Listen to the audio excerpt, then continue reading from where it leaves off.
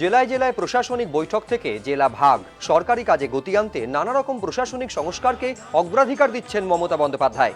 শুক্রবার আলিপুরে একটি সরকারি মাল্টি ফেসিলিটি কালচারাল কমপ্লেক্সের উদ্বোধনী অনুষ্ঠানে সেই বার্তাই দেন মুখ্যমন্ত্রী।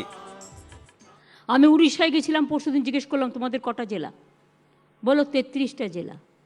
ওদের এমপি সিট কটা? 21টা। আমাদের কটা? 42টা। তার মানে আমাদের হাফ ওরা। ওদের 33টা জেলা তৈরি হয়েছে অনেক দিন আগে, গট দেয়ার অফিসিয়ালস, আমাদের হয়নি। ইতিমধ্যেই দার্জিলিং জেলাকে ভেঙে কালিম্পং, পশ্চিম মেদিনীপুর ভেঙে ঝাড়গ্রাম এবং বর্ধমান জেলাকে ভেঙে তৈরি হয়েছে 2 জেলা, বর্ধমান পূর্ব ও পশ্চিম। এর মধ্যে আরও 5টি নতুন জেলা পেতে চলেছে রাজ্য, যার মধ্যে 2টি জেলার কথা ইতিমধ্যেই সরকারিভাবে ঘোষণা করা হয়েছে। এগুলি হলো বসিরহাট ও সুন্দরবন। মমতা বন্দ্যোপাধ্যায় এদিন জানান, আকাশপথে রাজ্যের বিভিন্ন জেলার সঙ্গে যোগাযোগ ব্যবস্থা আরও জোরালো করা হচ্ছে। এর জন্য 9 আসনের একটি প্লেন ভাড়া করছে সরকার। 26টা হেলিপ্যাড তৈরি হয়ে গেছে বাংলায়। মনে রাখবেন, আমাদের গভর্নমেন্ট তৈরি করেছে মালদা, বালুরঘাট, কুচবিহার, এগুলোতে আমাদের এয়ারপোর্ট তৈরি হচ্ছে।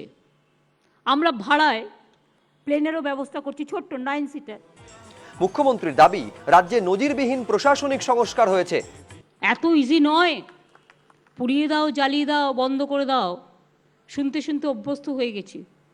এখন তাই বলেছি, স্পন্টেনিয়াস কিছু করলে কিছু করব না, কিন্তু গায়ের জোরে ভেঙে দাও, গুড়িয়ে দাও, এটা ঠিক নয়। এটা করে অনেক দিন আমরা অনেক পেছিয়ে গেছি, আমরা এগোতে চাই। চিড়িয়াখানার উল্টো দিকে একটি পার্কোম্যাট তৈরি এবং আলিপুর সংশোধনাগারকে বারুইপুরে সরানো হবে বলেও এদিন ঘোষণা করেন মমতা বন্দ্যোপাধ্যায়।